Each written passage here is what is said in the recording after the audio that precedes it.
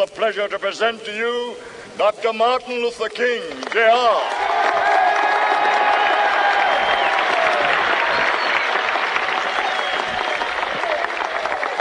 I am happy to join with you today in what will go down in history as the greatest demonstration for freedom in the history of our nation.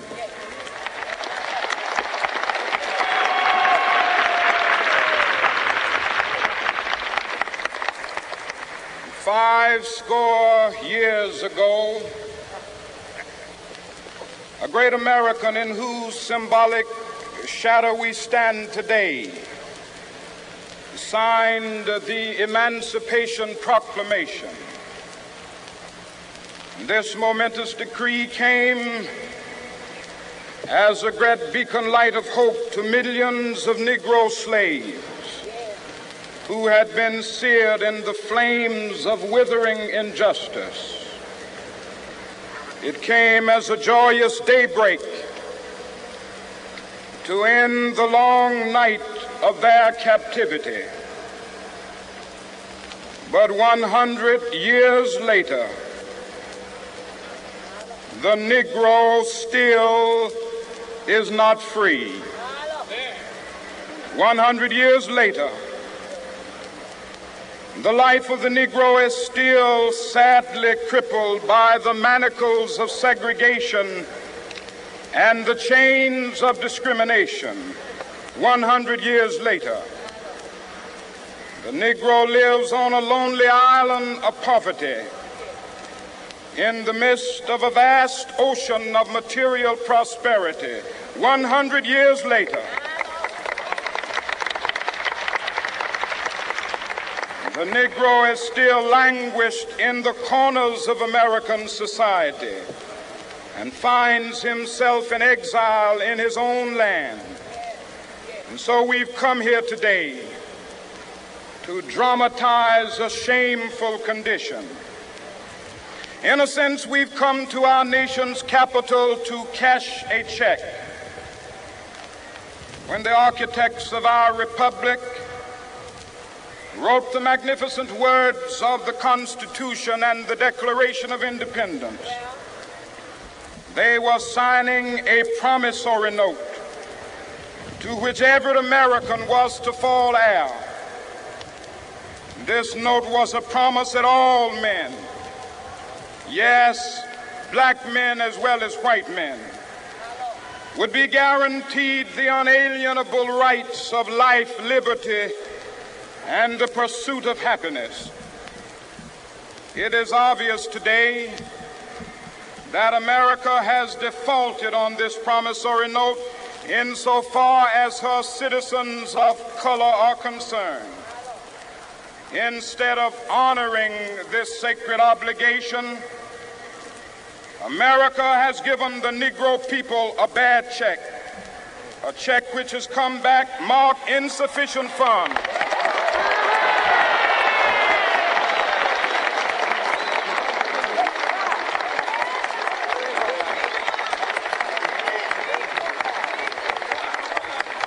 But we refuse to believe that the Bank of Justice is bankrupt. We refuse to believe that there are insufficient funds in the great vaults of opportunity of this nation. And so we've come to cash this check, a check that will give us upon demand the riches of freedom and the security of justice.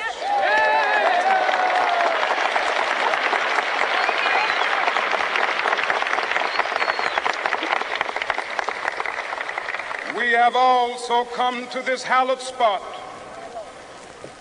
to remind America of the fierce urgency of now. This is no time to engage in the luxury of cooling off or to take the tranquilizing drug of gradualism.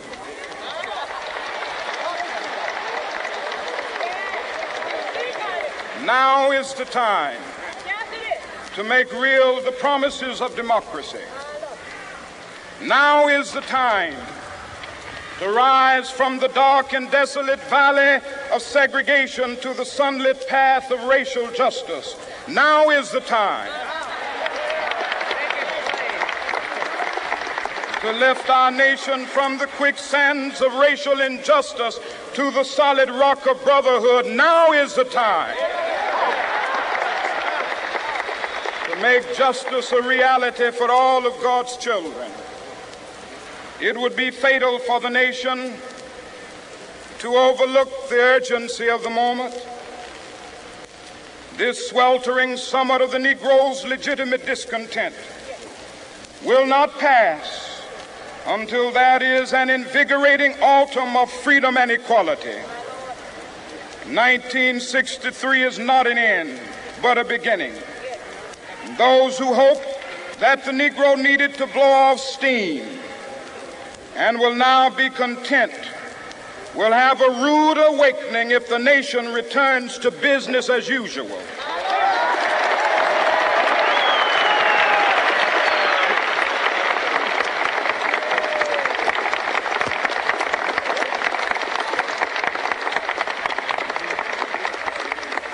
There will be neither rest nor tranquility in America until the Negro is granted his citizenship rights. The whirlwinds of revolt will continue to shake the foundations of our nation until the bright day of justice emerges. But that is something that I must say to my people who stand on the warm threshold which leads into the palace of justice. In the process of gaining our rightful place, we must not be guilty of wrongful deeds. Let us not seek to satisfy our thirst for freedom by drinking from the cup of bitterness and hatred.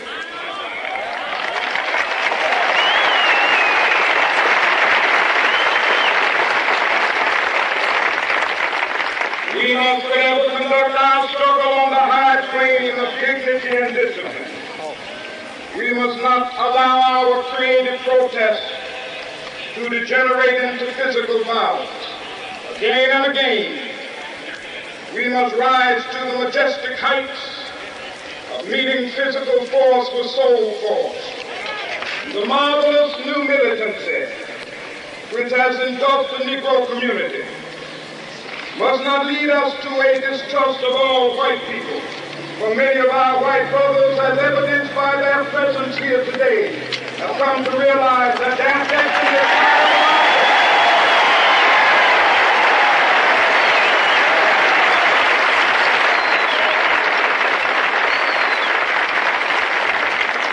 they have come to realize that their freedom is inextricably bound to our freedom. We cannot walk alone. As we walk, we must make the pledge that we shall always march ahead. We cannot turn back. There are those who are asking the devotees of civil rights, when will you be satisfied? We can never be satisfied as long as the Negro is the victim of the unspeakable horrors of police brutality. We can never be satisfied as long as our body is heavy with the fatigue of travel, cannot gain lodging in the motels of the highways and the hotels of the city.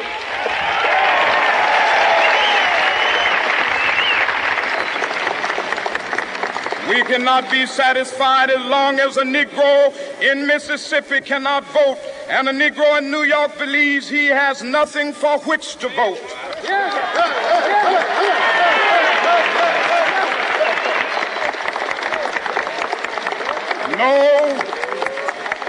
No, we are not satisfied, and we will not be satisfied until justice rolls down like waters and righteousness like a mighty stream.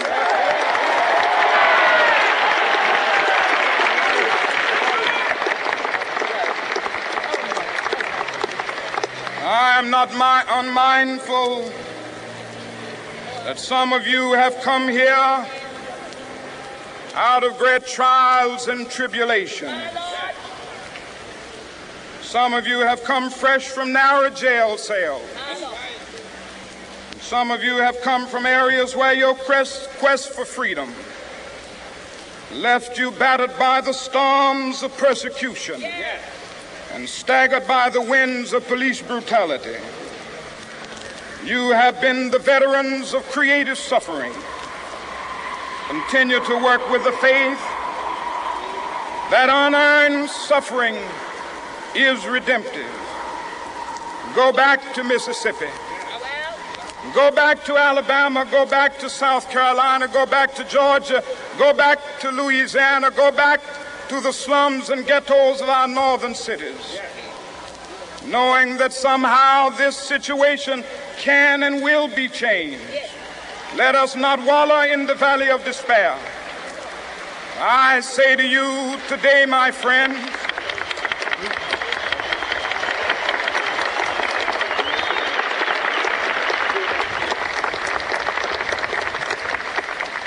so even though we face the difficulties of today and tomorrow, I still have a dream. It is a dream deeply rooted in the American dream. I have a dream that one day this nation will rise up and live out the true meaning of its creed. We hold these truths to be self-evident, that all men are created equal.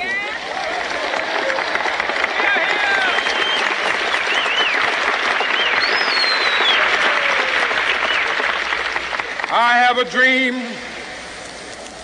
that one day on the red hills of Georgia, the sons of former slaves and the sons of former slave owners will be able to sit down together at the table of brotherhood. I have a dream that one day even the state of Mississippi, a state sweltering with the heat of injustice, sweltering with the heat of oppression, will be transformed into an oasis of freedom and justice. I have a dream that my 4 little children will one day live in a nation where they will not be judged by the color of their skin, but by the content of their character. I have a dream today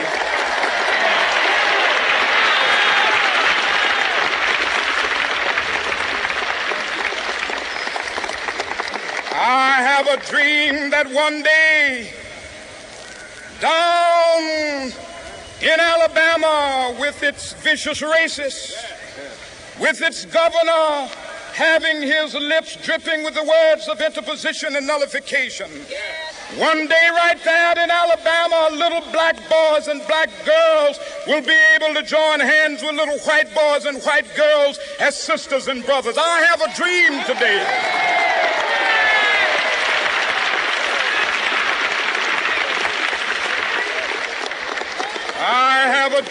that one day every valley shall be exalted, and every hill and mountain shall be made low. The rough places will be made plain, and the crooked places will be made straight, and the glory of the Lord shall be revealed, and all flesh shall see it together. This is our hope. This is a faith that I go back to the South with. With this faith, we will be able to hew out of the mountain of despair a stone of hope. With this faith, we will be able to transform the jangling discords of our nation into a beautiful symphony of brotherhood. With this faith, we will be able to work together, to pray together, to struggle together, to go to jail together, to stand up for freedom together, knowing that we will be free one day. This will be the day. This will be the day when all of God's children will be able to sing with new meaning, "My country, tears of thee. Sweet land of liberty, of thee I sing. Land where my fathers died, land of the pilgrim's pride. From every mountainside, let freedom ring. And if America is to be a great nation, this must become true. And so let freedom ring. From the prodigious hilltops of New Hampshire, let freedom ring. from the mighty mountains of New York. Let freedom ring from the heightening Alleghenies of Pennsylvania. Let freedom ring from the snow-capped Rockies of Colorado. Let freedom ring from the curvaceous slopes of California. But not only that, let freedom ring from Stone Mountain of Georgia. Let freedom ring from Lookout Mountain of Tennessee. Let freedom ring from every hill and molehill of Mississippi, from every mountainside. Let freedom ring, and when this happens,